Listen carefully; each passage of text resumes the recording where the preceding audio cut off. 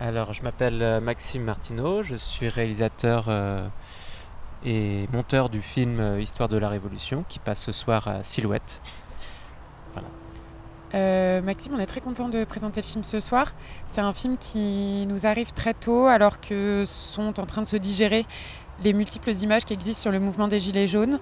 Comment est-ce que tu as trouvé ta place et comment est-ce que tu as réfléchi à ta place de cinéaste dans les différentes images que tu as montées ensemble? Euh, Bonsoir. Et je suis très content d'être là. Je tiens à signaler que c'est la première du film, donc ça fait d'autant plus plaisir d'être ici ce soir.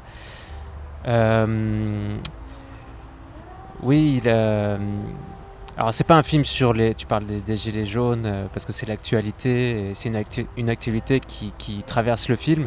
Après, le film n'est pas à proprement parler sur les gilets jaunes, mais c'est une marque de présence, on va dire, dans le film qui s'appelle donc Histoire de la Révolution, qui parle non pas de la Révolution, bien évidemment. Le titre est assez, bien sûr, forcément plus vaste que ce qu'il entend l'être.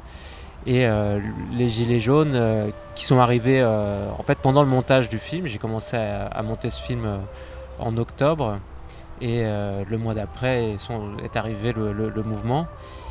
Et du coup, ça m'a semblé assez vite évident d'inclure les gilets jaunes dans le film, puisque c'était une présence, alors que le film parlait d'une sorte de permanence du mouvement révolutionnaire qui va, qui vient, qui naît, qui meurt et qui finit toujours par renaître. Et voilà, les gilets jaunes qui sont toujours là. Et c'est pour ça que dans le film, il y a la seule intervention, comment dire, de synchronisation de voix et d'image, c'est quand arrivent les gilets jaunes, puisque tout le film est en voix off. Et c'est un film de found footage, donc de film d'archives, avec des voix qui surplombent comme ça un peu l'image, hein, de manière un peu comme ça, un peu presque omniprésente. Et le seul moment de synchronisation, c'est les gilets jaunes, parce que moi je trouve que c'est un peu la force de ce mouvement, c'est d'être vraiment tout le temps dans une forme de présence, quoi. Plus précisément sur deux éléments dont tu as parlé dans ta réponse. Sur les registres d'images, il y a un film, le film mélange à la fois des images contemporaines, des images filmées par des gens dans des mouvements divers, et des images d'archives et des images de cinéma, et en effet une voix off. Comment est-ce que tu as réussi à trouver ton équilibre dans ces différents registres d'images?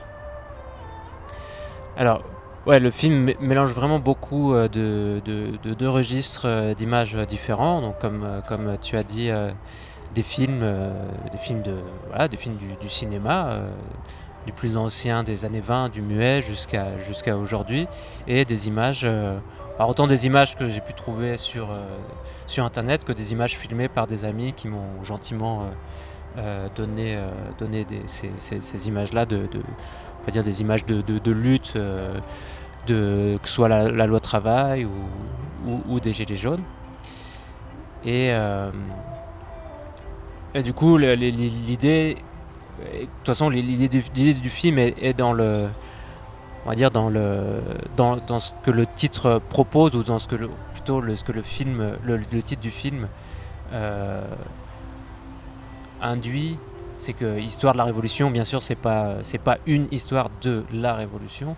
Puisque c'est un film, c'est un titre forcément euh, pas ironique, mais enfin si, c'est une certaine ironie, mais qui pointe quelque chose qui est la polysémie de ces deux mots, histoire et révolution, dans le sens où révolution euh, qui, qui induit l'idée d'une continuité autant que d'une rupture, de la même manière que l'histoire, c'est l'histoire, comme on dit très souvent avec un grand H, donc une sorte de continuité, où il était une fois une histoire, donc une multiplicité d'histoires. Donc en fait, le film fonctionne toujours sur cette complexité euh, qui s'insinue dans un seul mot.